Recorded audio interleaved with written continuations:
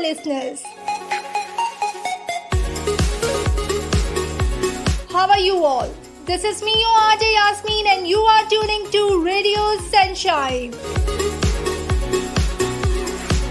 तो आज friend book review में आपके लिए अदब के खज़ीने से एक ऐसी इंटरेस्टिंग किताब लेकर आई हूँ जो कि बहुत इंटरेस्टिंग है।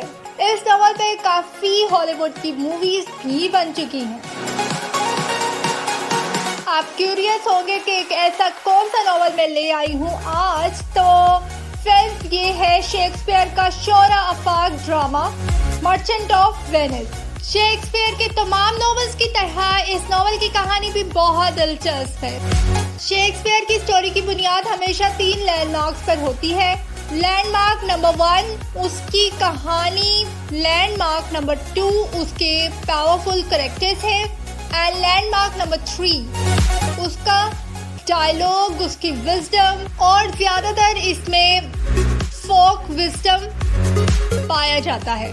मर्चेंट ऑफ वेनिस इटली की कहानी है। 16वीं सदी के इख्तिताम पे ये कहानी की बुनियाद डाली गई है। इसके 3 से 4 मेजर कैरेक्टर्स हैं। सरफरिस शाइलॉक है, ये मनी लेंडर है जो ज्यू है, यहूदी साहूकार है। अपनी कंजूसी और सफाकी की वजह से जाना जाता है। और दूसरा कैरेक्टर पोर्शा है, ये हीरोइन है इस ड्रामे की। एक और कैरेक्टर है एंटोनियो का, ये भी बहुत पॉजिटिव इंसान है। इंतहाई इख्तिसार के साथ आपको मैं इसकी स्टोरी बताती चलूँ। बसानियों को शदीद ज़रूरत महसूस होती है पैसों की अपने बिजनेस को बचाने के लिए। अब कोई बैंक ऐसा नहीं होता जो इसको पैसा कर्ज के तौर पे दे दे।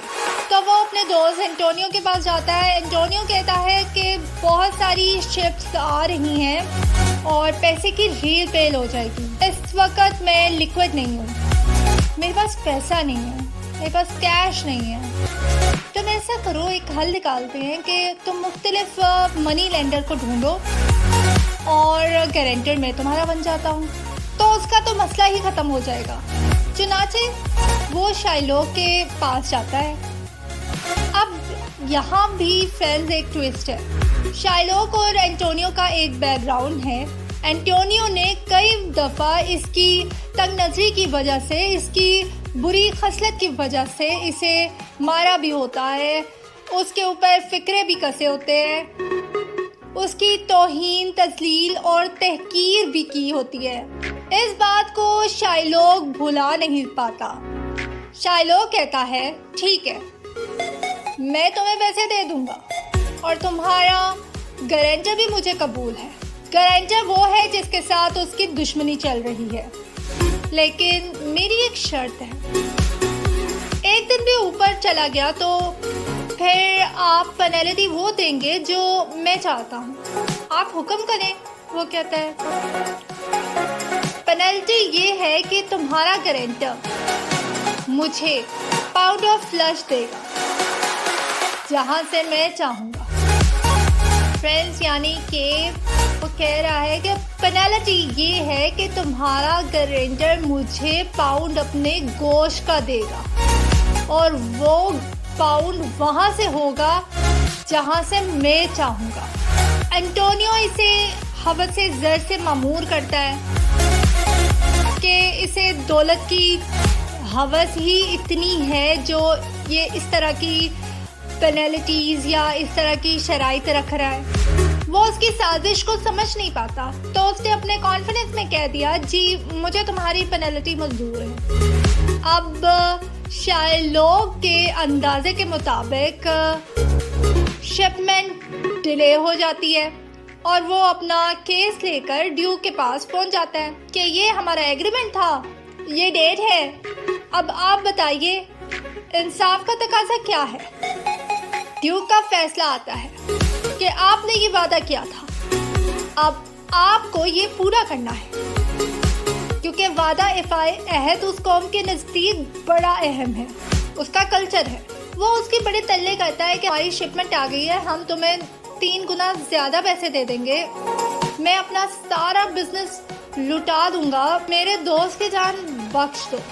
शाइलॉक सफाकी की इंतहा करते हुए कहता है कि शाइलोक कहता है ये तो डील ऑफ माई लाइफ है, आप यहाँ से जा सकते हैं। अदालत के फैसले पर अमल दरामद का दिन होता है और शाइलोक जो है वो मार्क कर लेता है कि मैंने यहाँ से पाउंड ऑफ फ्लैश लेना है।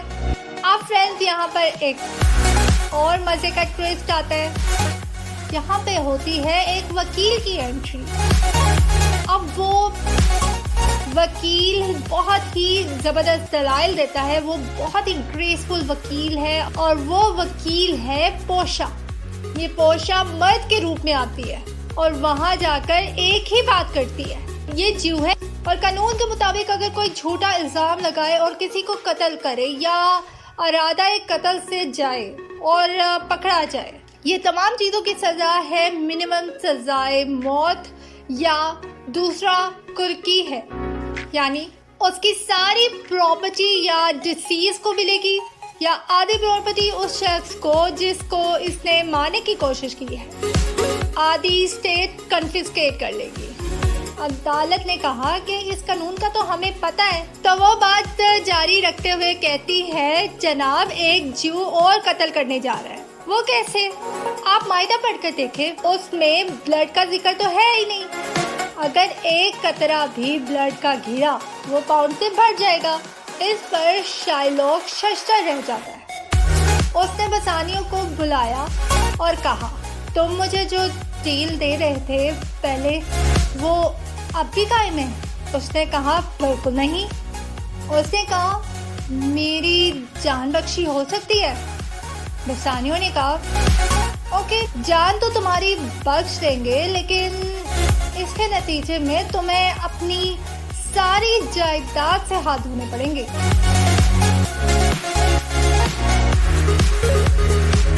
उम्मीद करती हूँ कि आप लोगों को ये नॉवल बहुत ही पसंद आया होगा, ये ड्रामा बहुत ही पसंद आया होगा। कि अगर अभी तक आप लोगों ने ये नॉवल नहीं पढ़ा तो what are you waiting for? जाइए और इस नॉवल को ज़रूर पढ़िए और मुझे अपनी आरा से ज़रूर आगाह कीजिए और साथ साथ मुझे ये भी बताते जाइएगा कमेंट सेक्शन में कि शेक्सपियर की कौन सी किताब को, कौन से नॉवल को आप सुनना चाहते हैं, कौन से नॉवल के बारे में मेरा रिव्यू जानना चाहते हैं।